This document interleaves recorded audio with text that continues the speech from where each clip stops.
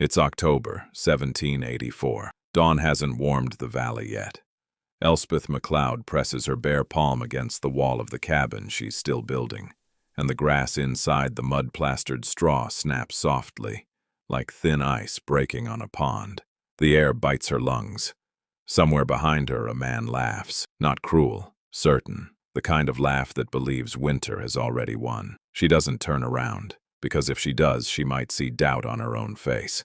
Elspeth came to the United States chasing a rumor of land that didn't belong to lords or bloodlines. She crossed from Scotland with hands already roughened by peat and wind, carrying a child on one hip and a memory on the other. Her father's voice, low and patient, explaining why their croft stayed warm when the hills froze solid, why straw, packed tight and sealed with earth, held heat like a secret. Colorado was supposed to be a beginning. Instead, it greeted her with silence so wide it felt dangerous. The summers came first. June arrived dry and sharp-edged. The sun rose fast and stayed. By July, the plains shimmered. Heat pressed down like a weight, 38 degrees Celsius in the shade. Sometimes more. The men in the settlement, immigrants from England and Germany, experienced log builders who'd cut their first timbers before crossing the Atlantic, woke before dawn to work, then hid from the afternoon like hunted animals. Elspeth's son, Iain, cried constantly. The tent trapped heat. Air stood still. Sweat soaked through wool and linen alike. At night, even the stars felt hot. That was when the laughter started. "You can't build with grass," Heinrich Vogel told her, wiping his brow with a sleeve stiff with salt. He'd built cabins in Bavaria that shrugged off snow like beasts shedding fur. "It will rot. It will burn. It will freeze." Thomas Whitaker from Yorkshire nodded. "Logs breathe. Stone endures. Straw is for animals." They meant well. They always did. They saw a single mother digging trenches and stacking bales of dried grass like bricks, and they saw time wasted. They saw a winter funeral. Elspeth listened. She always listened. Then she kept building. By August, the sun turned brutal. 40 degrees Celsius on some days. Metal tools burned skin. Water vanished fast. The men's log cabins baked. Heat conducted straight through timber walls, moving from the sunlit exterior into the cramped interiors. By midday, the air inside shimmered, convection currents rising and falling uselessly, hot air trapped with nowhere to go. Elspeth's cabin was different. She noticed it first in the evenings. She would step inside to escape the sun, expecting the same suffocating heat. Instead, the air slowed, cooled. The thick straw walls, nearly half a meter wide, held the day at bay. Heat tried to move inward by conduction, but straw resisted. Each hollow stem trapped air, and air, when held still, is a terrible conductor of heat. Inside, it was 10 degrees cooler than outside, sometimes more. Iain slept. That silence felt like a miracle. She plastered the walls with mud and lime, sealing the straw from moisture, locking air in place. The physics were simple, though no one called it that yet. Insulation wasn't a word they used. But Elspeth understood the behavior of warmth. Heat flows from hot to cold. Slow it down, and you buy time, buy comfort, buy survival. September brought wind. The plains howled. Dust lifted and scoured skin raw. The log cabins creaked. Gaps opened as wood dried and shrank in the heat. Air whistled through, carrying warmth away at night, bringing dust and cold in the early mornings. Elspeth's walls didn't move. Straw didn't shrink. The plaster held firm. The wind slid past her cabin like water around stone. That was when the questions started. Not admiration, not yet. Curiosity edged with disbelief. "What happens when it rains?" someone asked. "What happens when it snows?" Elspeth didn't answer. She was busy preparing for winter. October came hard. The first frost silvered the grass overnight. Mornings dropped below zero, -5, -10. The laughter returned. Quieter now, edged with something like concern.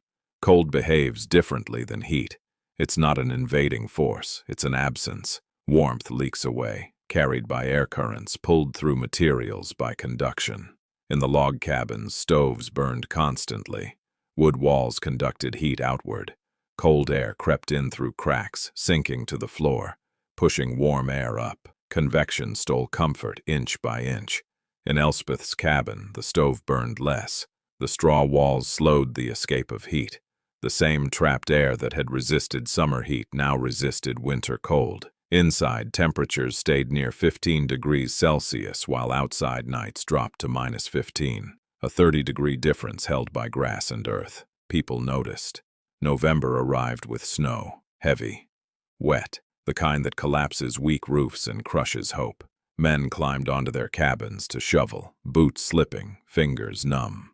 Elspeth watched from inside, her son tracing shapes in the frostless window. The straw roof held, thick, angled, insulated, snow-piled, then slid away. Someone stopped laughing entirely. December brought silence, the kind that only extreme cold creates.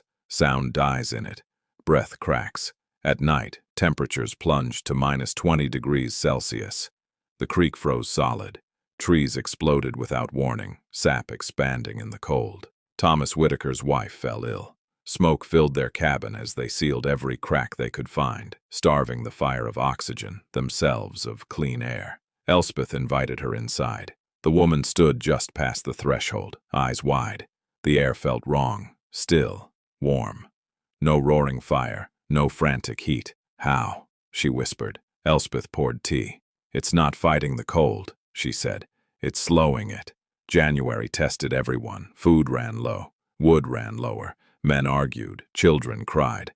One night, Heinrich's cabin lost heat entirely when the chimney cracked. By morning, frost coated the inside walls like lace.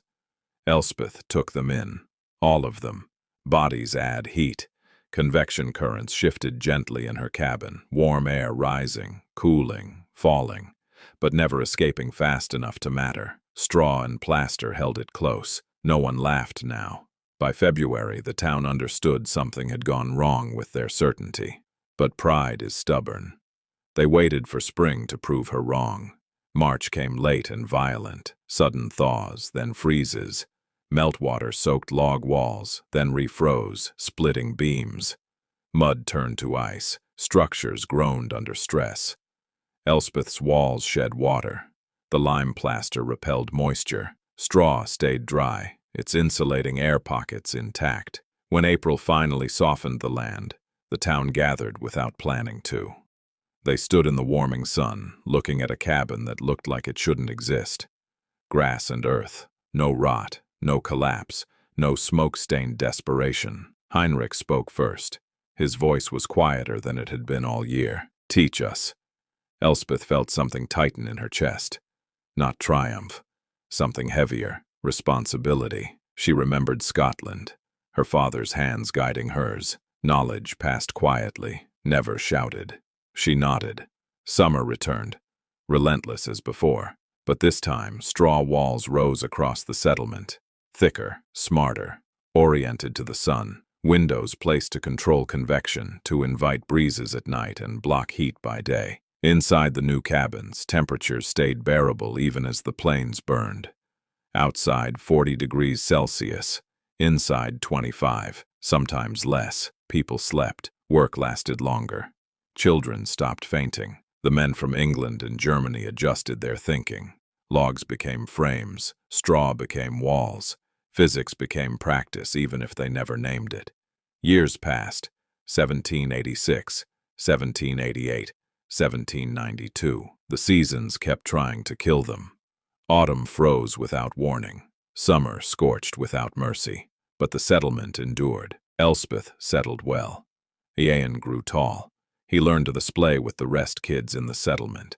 To mix plaster that breathed but never cracked. To understand that heat always moves, always searches for balance, and survival is about shaping that journey. Travelers came, then stayed. They asked why this place felt different, why winter didn't hollow it out, why summer didn't chase everyone underground. The answer wasn't strength, it wasn't stubbornness, it was humility before the climate, acceptance that you don't dominate extremes, you design around them. On a quiet evening years later, Elspeth stood outside her cabin as the first cold of October returned.